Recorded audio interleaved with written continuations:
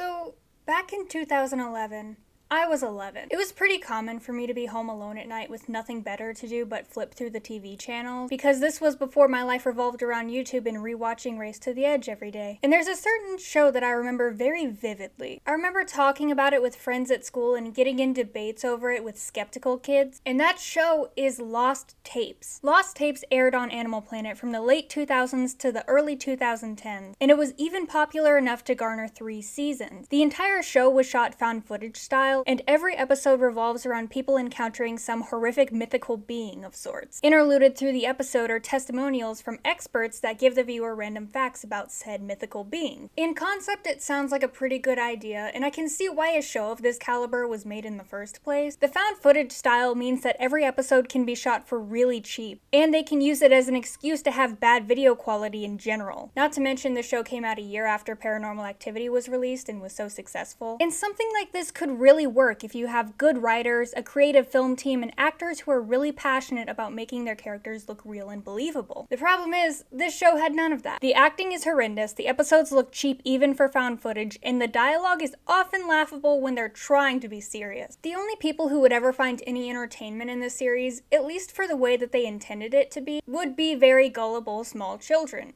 i.e. me. Call it a nostalgia trip if you want, but I was really interested lately in seeing what other people on YouTube had to say about this show. But scouring the internet has proved completely useless, because apparently I'm one of the only people who remembers it. So I decided to take a walk down memory lane and revisit the episodes from the series, then give you my opinion on them in these videos. I'd like to welcome you all to the first installment in the Lost Tapes files. Lost Tapes. Chupacabra. First airing on October 30th, 2008, Chupacabra was the pilot of the entire show. And this surprised me for a few reasons. Number one, over half of the episode is in Spanish with English subtitles.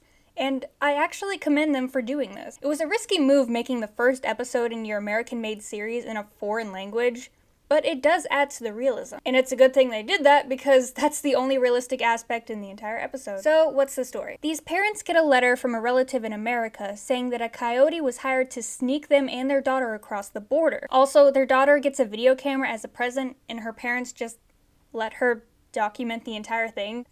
Are you sure that's smart? But we don't have much time to think about that, because the coyote turns out to be a fraud and leaves them in the middle of the desert. But it gets even worse, because they happen to get dropped in the territory of the mangy dog from Coco. I'm not kidding. They try so hard to make the Chupacabra sound menacing and terrifying, but the thing is like, what, 2 feet tall? Just shoot it. It's not like you don't have guns. Or run it over if it's so threatening. You're clearly driving in this video. If it looks so suspicious that you actually felt the need to call some stupid Animal Planet show, why wouldn't you just kill it there? No one over dramatizes things to get on TV, right? So like 2 minutes go by and this girl's parents are dead.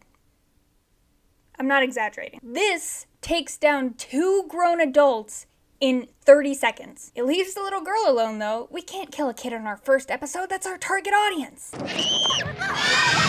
Also, this is a prime example of the show putting commercial breaks in the weirdest places, and this was the late 2000s, before streaming, when people actually tolerated that shit. This little girl is watching her parents getting killed by a hairless bat dog, and then it would just cut to that Education Connection bitch or something.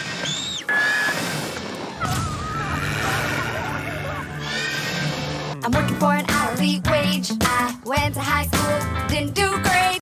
So then Border Patrol shows up and find the dead bodies and the little girl hiding under a bush. And they also hear the monster. I think. It kind of sounds like someone starting a lawnmower. Tom, there's something in the bush, man. Tom! There's something in there? There's something in there. Then they decide to go find whatever killed the parents, cause they're bored, I guess? Yeah, just leaves the kid with her 2 dead parents lying 10 feet away. I'm sure it's safe out there. Then they get chased by the Chupacabra, and I'm pretty sure the music and sound cues are from Doom. You know, the game, Doom. And not in a similar way at all. Actually, the music and sound cues from Doom.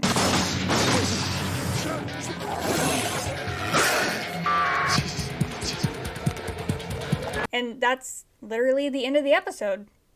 That's it. No one else dies. The official Border Patrol incident report lists the cause of death of Mr. and Mrs. Ramirez as unknown. You can kind of tell that they had little to go off of in terms of the Chupacabra scare factor. Most of the testimonials are just about border patrol and people dying because of heat in the desert. Kinda underwhelming for a pilot in my opinion. But believe it or not, this was the episode that got a lot of people. I remember being in 8th grade and hearing some random redneck guy in the back of the class talking about this show. At that point, I was old enough to realize how fake it was, which I vocalized to the guy, and his response was, "Nah, did you see that Chupacabra episode? That was real." I'm not joking. That was an actual conversation that I had with a 14-year-old boy. At the very least, Chupacabra used the element of mystery to its advantage. They never actually show the creature, and this is kind of a recurring theme throughout most of season 1, as you will come to realize in the next episode we'll be talking about. Lost Tapes. Bigfoot. I mean, it was inevitable, wasn't it? Also premiering on October 30th, 2008, Bigfoot follows game warden Discount Kristen Bell.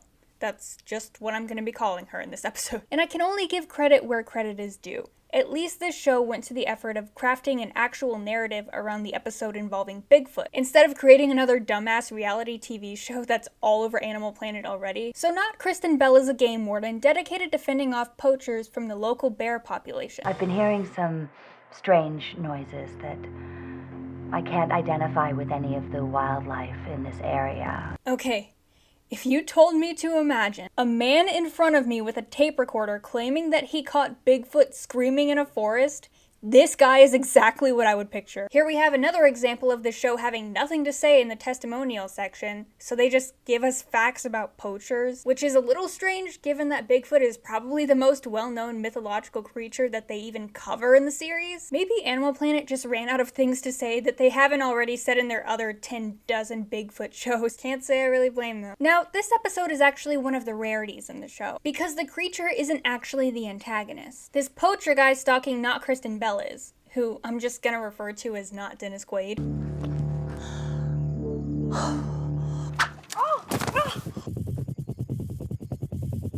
Holy shit, she got Loki'd! I am way smarter than Loki! Most of the episode is just B-roll of trees to fill up runtime, because my guess is they only had the budget to rent the Bigfoot suit for a day. What's that?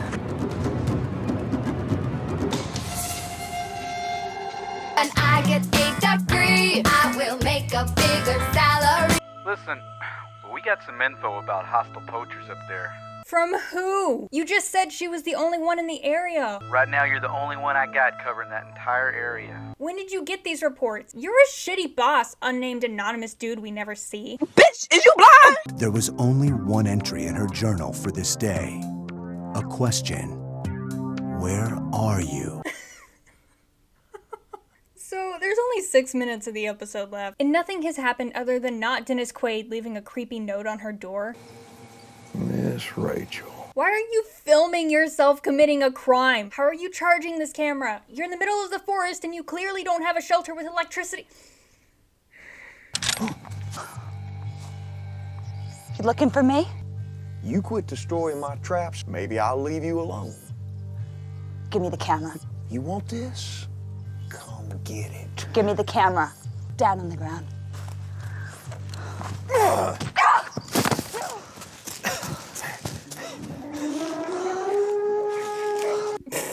Yeah, that light jog will definitely get you away from Bigfoot. Don't worry, man.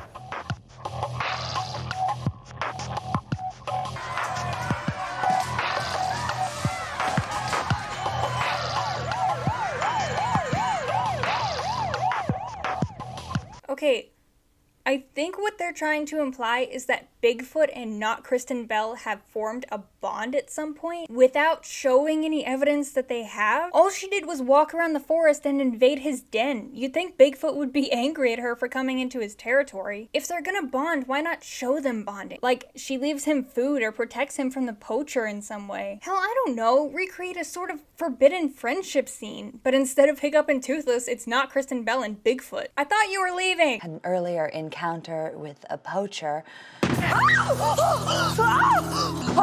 I will shoot you! I am not afraid to shoot you! Talking to you, I see Get you the down there. out and get the out! Get the out of here!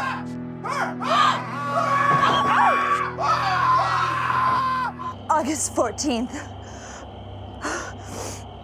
There's been some sort of an attack. Oh, God. Fuck! Bigfoot managed to cover this guy in fake blood and dangle him from a tree in like 20 seconds? You're supposed to be dead, not Dennis Quaid. Why are you flexing your arms like that? Rachel Glenn's final report included an encouraging assessment of a now thriving black bear population. I guess it was just not Dennis Quaid who was killing all the bears, and everything's fine now. This episode was definitely one of the more boring of the bunch, especially for directly following the doom cops of the Mexican border. But this show is determined in flexing its adaptability in any way it can, and more power to them. We've been to the desert, the forest, and now we go to the sea with... Lost Tapes. Monster of Monterey. Premiering on January 6, 2009, Monster of Monterey is pretty much the show's attempt to create an episode around the Loch Ness Monster, except they obviously didn't have the money to go to Scotland, so they just made up a creature from Monterey Bay. Yes, I get it. It's probably a real folktale around Monterey. But come on, you really think cash-hungry Animal Planet would pass up a chance to create a found-footage horror episode around the Loch Ness Monster if they could? Her boat was rigged with cameras, enabling her to broadcast the expedition live on the magazine's website. Wait, excuse me? This was 2007. Did live streaming in this quality even exist? She's on a boat in the middle of the sea. I had dial-up in 2011, and this bitch gets 720p in the middle of the fucking ocean? How are you? Good morning. Hello, hello. Sanskrit? No, Shit, and I made fun of Unfriended for being a fuck-up of a webcam movie. These two clearly had no coordination when filming these two videos separately. He just talks over her the entire time while she looks confused at when she's supposed to deliver her line. But your fan base and your paparazzi are to wait outside. Fan base? I cannot wait till you get back here. You see how many people I just taken to your trip. It's Seriously? amazing. That continuity, though. It's definitely. All right, come on, Win, let's go. Moana over here. You sailed across the world for 3 months straight like that. So we're treated to more statistics about holy fuck! And I thought the giant screaming eels from Race to the Edge were made up. I am so sick of these freaking eels and this freaking maze! So Sharon... I just realized I have not said her name at all. Sharon just listened to a man die over the radio. 9 minutes west. I need help. And she seems pretty bored about it. Hopefully it'll be nothing. Hopefully I'll be back on schedule. Are you okay? What I happened? just hit something. My engine died. I gotta go check it out, okay? Alright, do you see anything? Nothing. I'm gonna have to go under the boat and check it out. No. Just give him a minute. Charles, I'll be fine. Sharon, I know you're gonna be Goodbye, fine. Charles. You bitch. Also, you didn't see that? It was right there.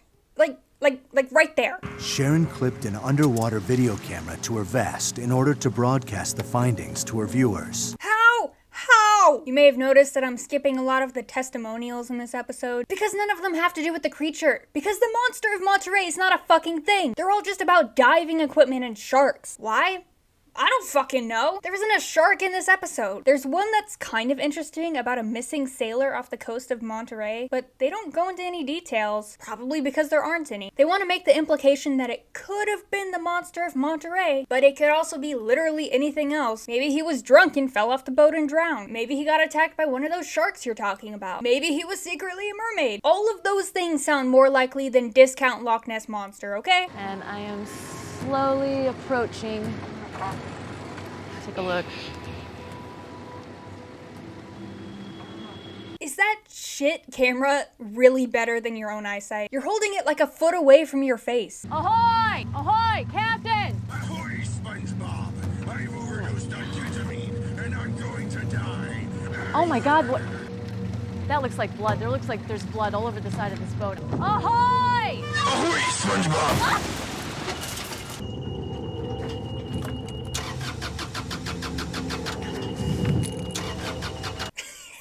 Like she's trying to start a car. Is that what boat engines sound like? Honestly, I don't know. Let me know if I'm wrong. But I'm inclined to believe they just used stock car engine sound effects because they didn't have anything else. You know what? I'm just gonna hoist my sails. I'm just gonna get out of here. I can't stay here. Okay, good. Okay. I'm gonna call the Coast Guard. I feel like they dubbed that in after the fact when they realized how stupid it was for him, a dude, on land, to not help by calling someone.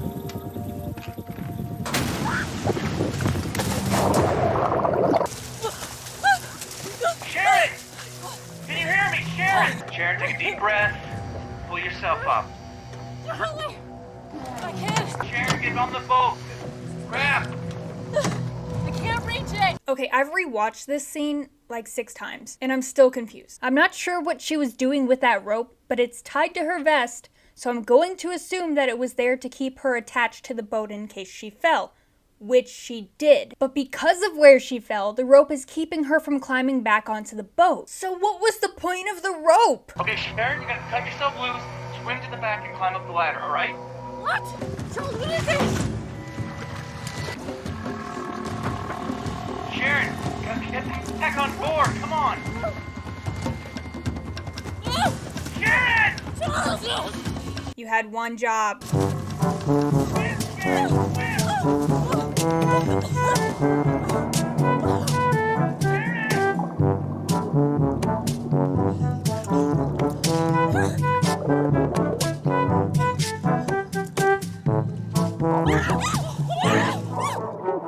He did, however, find her underwater camera, which unfortunately didn't reveal the mysteries of her disappearance. Wait a damn minute. I cannot wait till you get back here. You see how many people I just taken to your trip. It's amazing. We are left to wonder, do they live among us? Yeah, I'm gonna say no. Moana, Sharon, whatever the fuck her name is, will be missed. Be sure to label her cause of death homicide by Gray Blob with dumbassery accessory to murder. Why you gotta do Nessie like that? Lost Tapes, Swamp Creature. Premiering on January 6, 2009, Swamp Creature is the 4th episode of Lost Tapes Season 1, and one that I have no memory of in the slightest. Down. You're serious?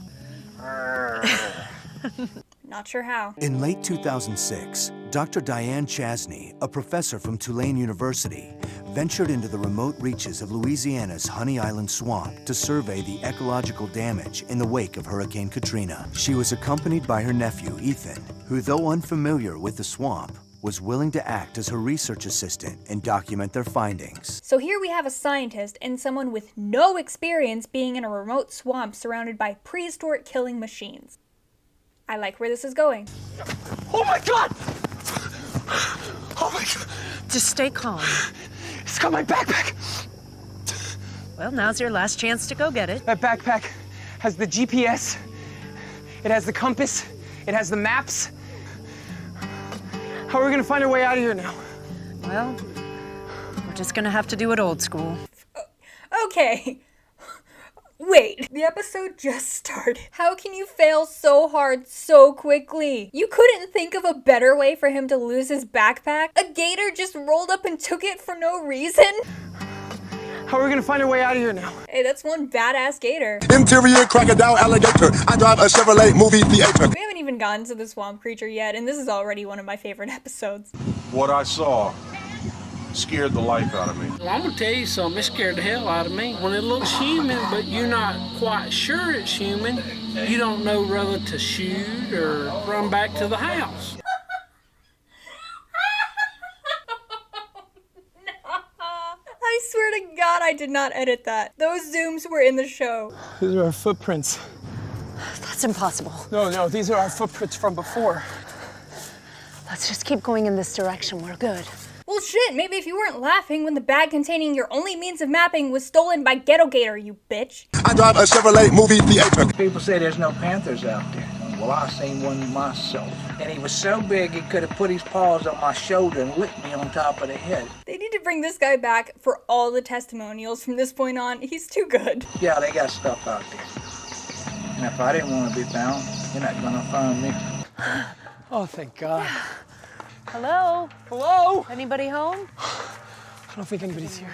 We could use this. We could get out of here. We could take this up the river. Ethan, we're not taking someone's boat. That's stealing. They've Why got to not? be We don't know nearby. when they're gonna be back. Can't tell if someone was here. You asshole! Let's steal. Oh, we're not stealing? Let me kick their shit around. Ethan! Y'all picked the wrong place to get lost in. We didn't touch anything. You call kicking my pot? That ain't touching? I'm with him! Lost in the remote swamp without a map or GPS for guidance, Dr. Chasney negotiated with local fisherman Bud Ray. He would be their guide for the day. If we don't make it out of here alive, somebody happens to find these tapes, you know what happened to us. You coming?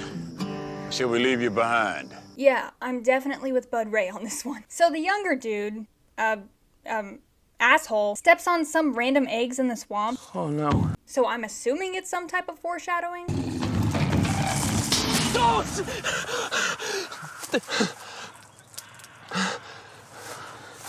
Doctor wants you to bring your camera down there and shoot something. Okay, I'm not sure if I'm Team Bud Ray anymore. I'm definitely not Team Asshole. You know what? I'm Team Ghetto Gator eats all of them. Alligator. So if you haven't noticed by now, Swamp Creature is just a mutated swamp Bigfoot. Stay here. What? That's very kind of you, but that's not necessary. We should be... Unless y'all rather stay with them gators. Gator can smell a pretty woman before I can. Yeah, I'm definitely Team Ghetto Gator. Alligator. I remember a long time ago, all the old hunters used to talk about a creature out here called the tainted key tray. I guess Lost Tapes' tainted key tray didn't have the same ring to it. What the hell do you think you're doing? What the hell do you think you're doing? Be quiet! I thought I heard something. Take this. If anything come in here, shoot it.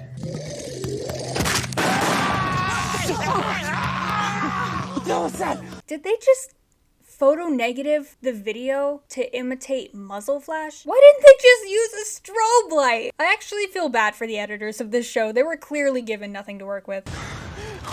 Where'd you go? Oh my God! Whoa, they just got attacked by the swamp creature and a hawk at the same time. Whoa! Whoa! Bud Ray was the swamp creature the whole time. I was out before. I was walking and I stepped on a nest of eggs. So, does this mean that the swamp creature lays eggs? Is it a girl swamp creature? Those eggs aren't very big. Do little mutated swamp creatures hatch from them? How did she get bred? Are there more than one swamp creature? Do they just hatch as alligators? Does the swamp creature fuck alligators? I want answers! Ethan surprisingly returned to the swamp to produce a feature documentary based on his experiences. Hey, I'd watch a documentary featuring Asshole Dude. But only if Ghetto Gator co-stars. Alligator. And then we make it to the final episode in this part. The one, the only. Lost Tapes, Oklahoma Octopus. Okay. Premiering January 13th, 2009, Oklahoma Octopus is the 5th episode in Lost Tapes Season 1, and easily one of the most memorable episodes in the first season. You can't go wrong with a name like that. Oklahoma native Sean Conklin graduated high school in 2008. To mark this milestone, he and a group of his classmates planned a celebration at a local lake. Sean documented the occasion with his camcorder, wanting to capture their final moments together. Unknown to him at the time, for some in this close-knit circle of friends, it would indeed be their final moments. Okay. In my watching experience for this video, this episode was not only my favorite to watch, but also my favorite to do research on. And I'll get to that in a second. Meanwhile... Smile! Oh, you brought a camera. The past 3 weeks, it's been that time of the month, or, you know, all them feminine... What are you talking about? Too much information, You just need to relax. You're a little tense. You lighten up. The douchebaggery is already at a level 10 and we're only 3 minutes in. Then we actually get some lore on the Oklahoma Octopus, a creature notoriously responsible for drownings and resembling something the size of a horse. Look, I don't live in Oklahoma, but one of my friends has been going to college there for the past 3 years. So I sent her a short segment of this episode and asked if she'd ever heard of it. And she said she's been told not to hang around the lakes because people will dump dead bodies in them and she doesn't want to get caught up in that.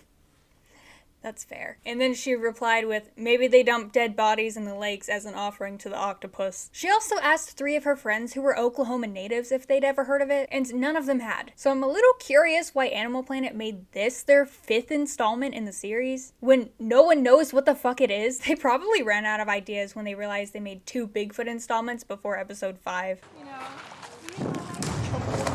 Guys! Yeah. Did you see that? I'm just imagining them filming this. Whose job do you think it was to sit under the water and flail around rubber tentacles like that?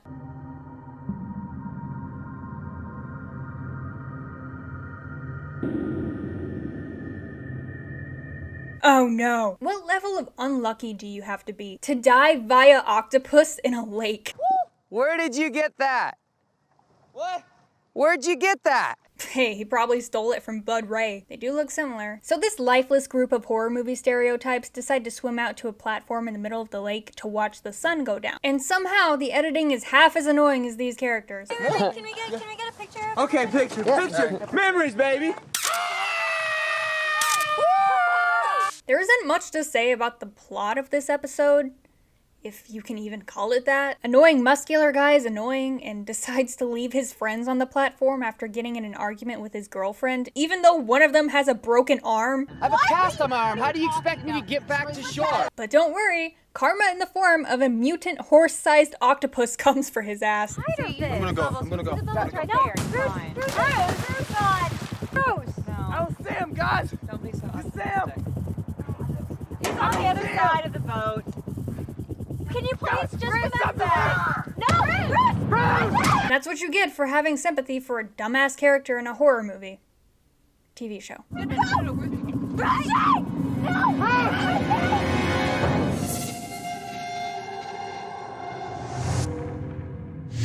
connected for free with Education Connection. Guys, get back! You know what? If this turned into some weird quasi-tentacle porn, I would not mind at this point. Down!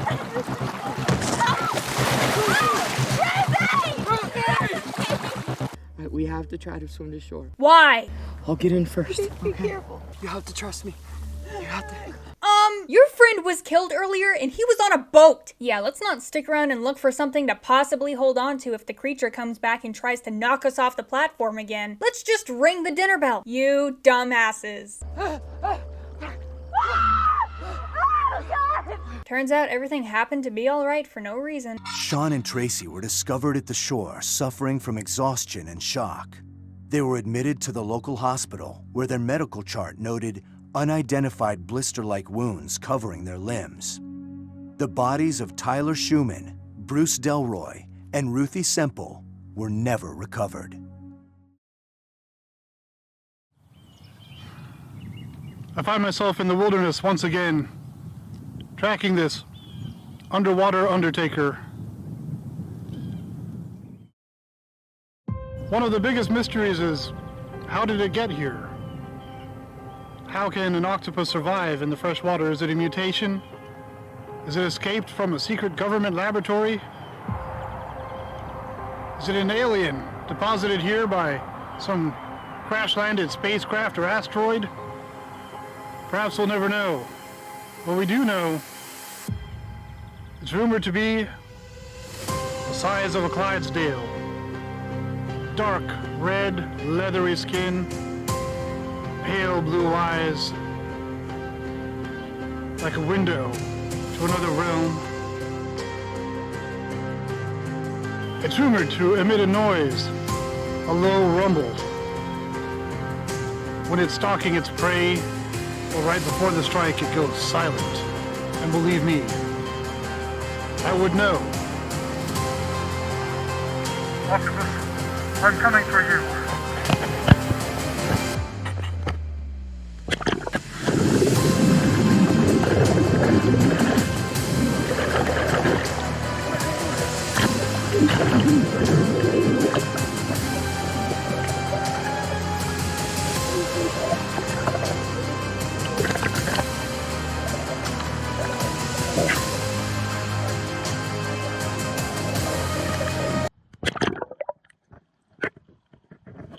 Once again, I have narrowly escaped with my life.